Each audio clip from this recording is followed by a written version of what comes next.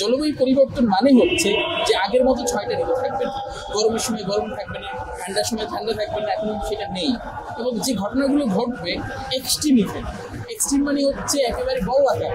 যখন বন্যা হবে, সিলেটের বন্যা দেখেন 122 বছরের রেকর্ড বৃষ্টিপাতে, 40 বছরের রেকর্ড বৃষ্টিপাতে ভেঙে গেছে সিলেটে, চেরাপুঞ্জিতে। এখন তাপ দেখেন 76 বছরের আমরা তাপ প্রবাহের রেকর্ড ভেঙে গেছি। শিলাবৃষ্টি যখন হয়, শিলাও দেখবেন এত বড় শিলা কেউ এরিয়ার জন্য দেখেনি। লবণাক্ততা বাড়তেছে এবং সব এলাকায় একেবারে উপকূল থেকে পাহাড়, হাওর থেকে সমুদ্র, এমন কোনো এলাকা আজকে বাংলাদেশে নেই যে জলবায়ু পরিবর্তনের জন্য আক্রান্ত নয়। যখন আমাদের এই তাপপ্রবাহ বাড়তেছে তখন উপকূলীয় এলাকায় চরম পানি সংকট। জলবায়ু সংকট মোকাবেলায় একটু আমাদের প্রত্যেকেরই কিছু না কিছু ভূমিকা আছে। আমার জীবন আচরণ, আমি কি খাচ্ছি, আমি কি করছি, আমি কি চড়ছি, আমি কোথায় থাকছি, প্রত্যেকটা কাজের মধ্যেই জলবায়ু সম্পাদিত উদ্যোগ নেওয়ার সুযোগ আছে।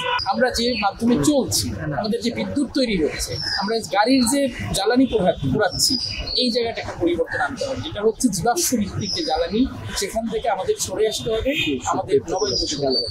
জাতিসংঘের যিনি জলবায়ু পরিবর্তন দেখেন, সাইমন স্ট্রিট, উনি গত সপ্তাহে ঢাকায় ছিলেন এক্সপোর লঞ্চিংয়ে।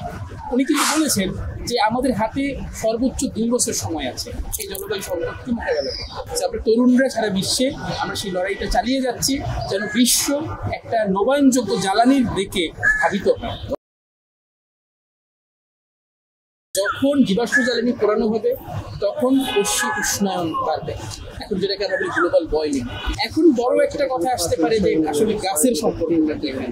তো আমাদের কিন্তু প্রতিটা দেশকে জলবায়ুকে সুরক্ষিত রাখতে গেলে আমাদের বলা যে 25% বনভূমি থাকা প্রয়োজন।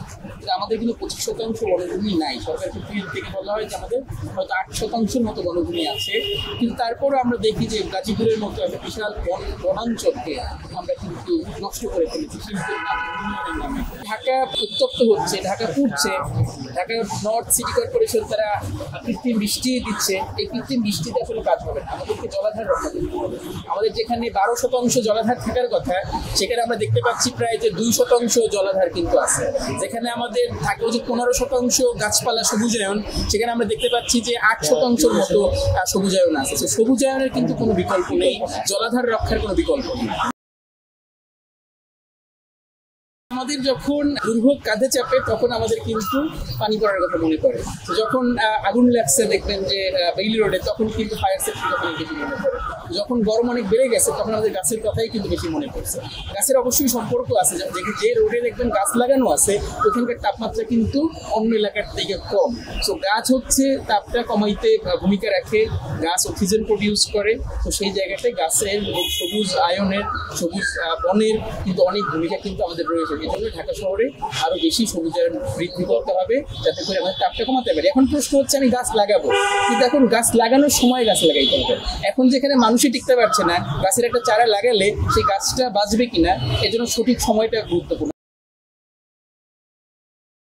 তাপপ্রবাহ মোকাবেলায় স্থায়ী সমাধান হচ্ছে আমাদেরকে অবশ্যই সবুজায়ন বাড়াতে হবে এবং দ্রুত আমাদের জলাধারকে রক্ষা করতে হবে, আমাদের বন্যপ্রাণী যে শহরে আছে তাকেও বাঁচাতে হবে।